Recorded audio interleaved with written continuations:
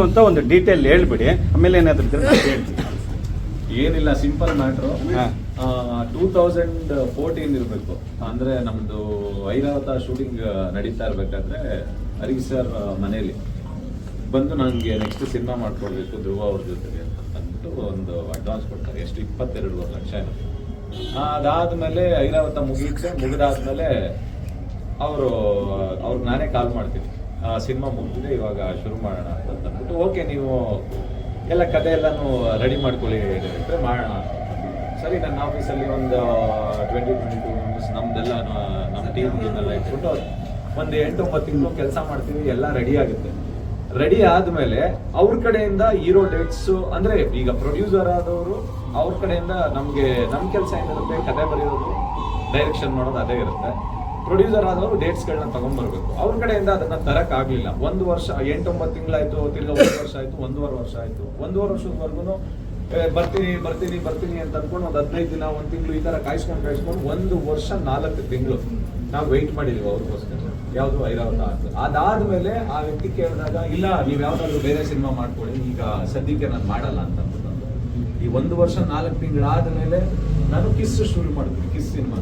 ಇದೆಲ್ಲ ಆಗಿ ಕರೋನಾ ಟೈಮಲ್ಲಿ ನನ್ನ ಹತ್ರ ಬಂದು, ಇಲ್ಲ ನನಗೆ ತುಂಬಾ ಪ್ರಾಬ್ಲಮ್ ಇದೆ, ನನಗೆ ದುಡ್ಡು ಬೇಕು ಅಂತ ಕೇಳಿದಾಗ ಹತ್ತತ್ರ 8.5 ಲಕ್ಷ 9 ಲಕ್ಷ ಬ್ಯಾಂಕಲ್ಲಿ ಟ್ರಾನ್ಸ್ಫರ್ ಮಾಡಿಬಿಟ್ಟು ಮಿಕ್ಕಿದ್ದು ದುಡ್ಡನ್ನ ಆಫೀಸ್ ಖರ್ಚಿಗೆ ಯಾವುದಕ್ಕೂ ಹುಡುಗರುಗಳಿಗಾಗ್ಲಿ ಅಸಿಸ್ಟೆಂಟ್ ಡೈರೆಕ್ಟರ್ಗಾಗ್ಲಿ ಯಾವುದಕ್ಕೂ ದುಡ್ಡು ಕೊಟ್ಟಿರಲ್ಲ.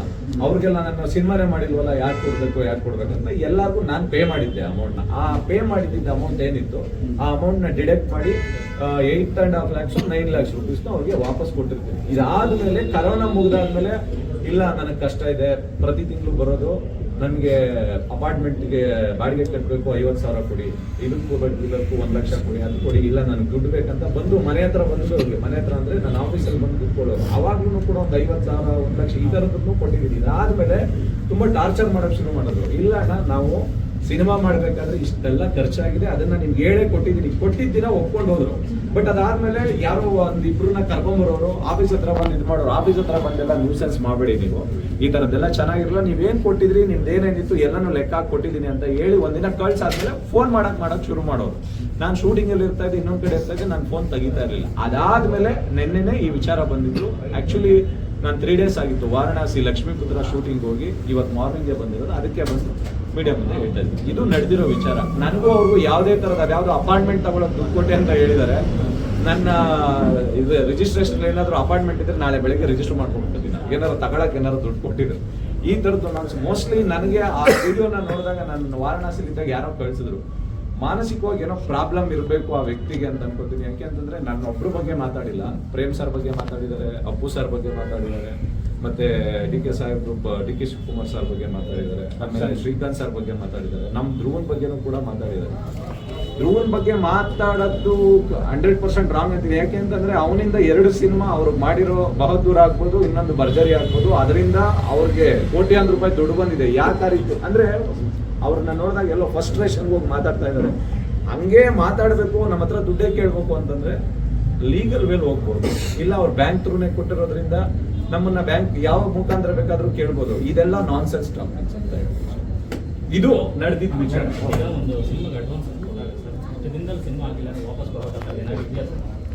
ಕೊಡ್ಬೇಕು ಅಂತಿಲ್ಲ, ಬಟ್ ಆದ್ರೂ ನಾವು ವಾಪಸ್ ಕೊಟ್ಟಿದೀವಿ.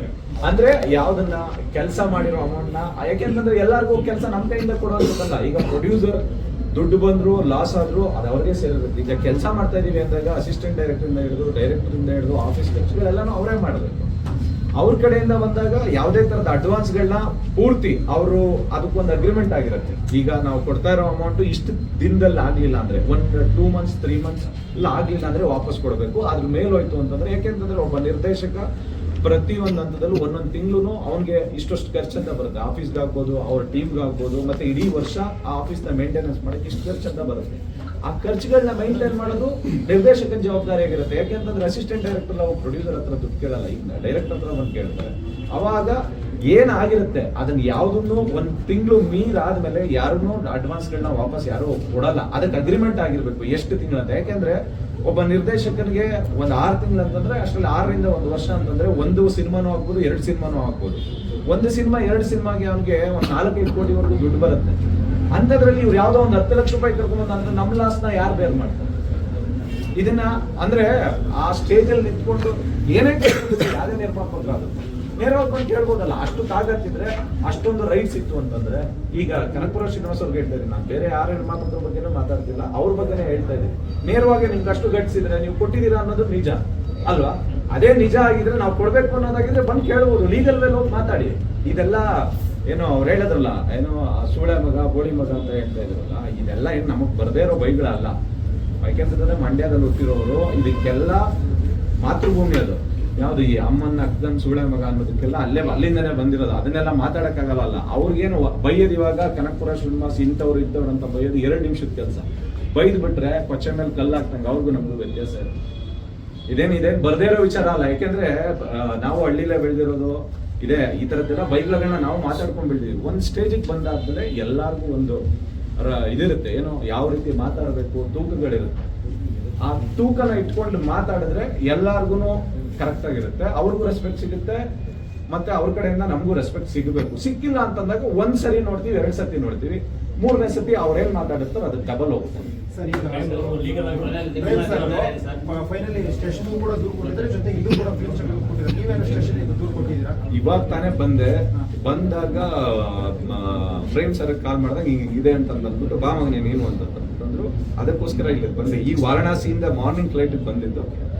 ಇವಾಗ ಹೋಗಿ ಅದೇ ಕೆಲಸ. ಫಸ್ಟ್ ಡಿಫಾರ್ಮೇಶನ್ ಡೆಫಿನೆಟ್ಲಿ ಹಾಕಿ ಹಾಕ್ತೀನಿ. ಯಾಕೆ ಅಂತಂದ್ರೆ ನಮ್ಮ ಬಗ್ಗೆ ಮಾತಾಡ್ಬೋದು ಸರ್. ಅವ್ರ ತಾಯಿ ಬೇರೆ ಅಲ್ಲ, ನಮ್ಮ ತಾಯಿದಿರ್ ಬೇರೆ ಅಲ್ಲ. ಸೂಳೆ ಮಗ ಅಂತ ಬೈದ್ರೆ ಎಂತ ನನ್ನ ಮಗನ್ಗೂನು ಅದು ಅಡಿಯಿಂದ ಏರುತ್ತೆ ಮೇಲಕ್ಕೆ, ಆಯ್ತಾ? ವಾಪಸ್ 1 ನಿಮಿಷ ಎಲ್ಲಿದೆಯೋ ಬಾರೋ, ಅದೆಲ್ಲೋ ಏನೋ ತಾಕತ್ತಿದ್ರೆ ಫೋನ್ ತೆಗೀರಿ, ಬನ್ನಿ, ಅದು ಇದು ಅಂತಿನೆಲ್ಲ ಬರ್ತೀವಲ್ಲ. ಎಲ್ಲೋಗಿದೀವಿ? ಬೆಂಗಳೂರು ಬಿಟ್ಟು ಹೋಗಿದೀವ, ಎಲ್ಲಾರ ಗಡಿ ದಾಟ್ ಹೊಟ್ಟೋಗ್ಬಿಟ್ಟಿದೀವ. ನಮ್ಮೂರು ಮಂಡ್ಯ ಹತ್ರ ಕೆರಗೋಡು, ನಾವು ಇರೋದು ನಾಗರಬಾವಿಲಿ ಉಲ್ಲಾಳ್ ರೋಡಲ್ಲಿ, ಅಲ್ಲೇ ಇರ್ತೀವಿ. ಎಲ್ಲೋಗ್ತೀವಿ ನಾವು? ಅಂದ್ರೆ ಮಾತಾಡೋಕೆ ಒಂದು ಸ್ಟೇಜ್ ಸಿಕ್ತು, ಮೈ ಸಿಕ್ತು ಅಂತ ಮಾತಾಡಕ್ಕೆ ಅಂತಂದ್ರೆ ನಾವು ಮಾತಾಡ್ತಾ ಇರ್ತೀವಿ ಸರ್.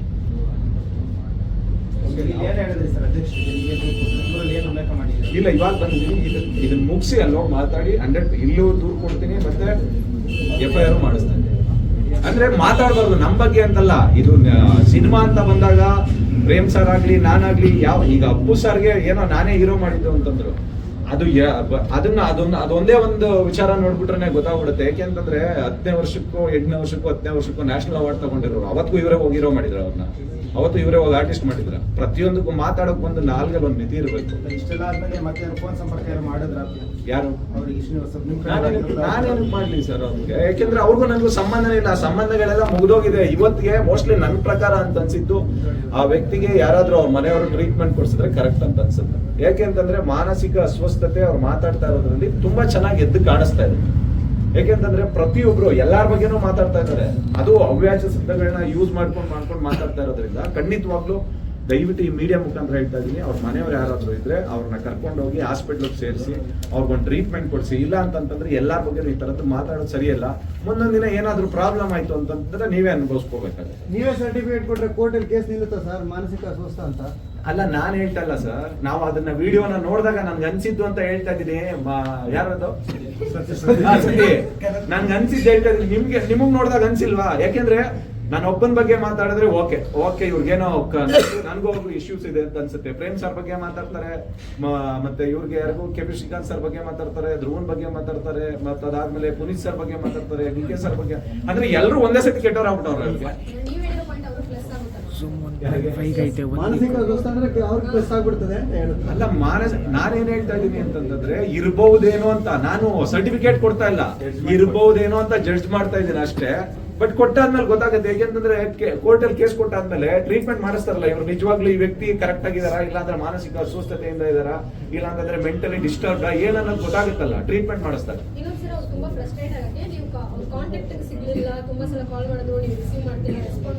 ಏನಕ್ಕೆ ಮಾಡ್ಬೇಕು ಮೇಡಮ್?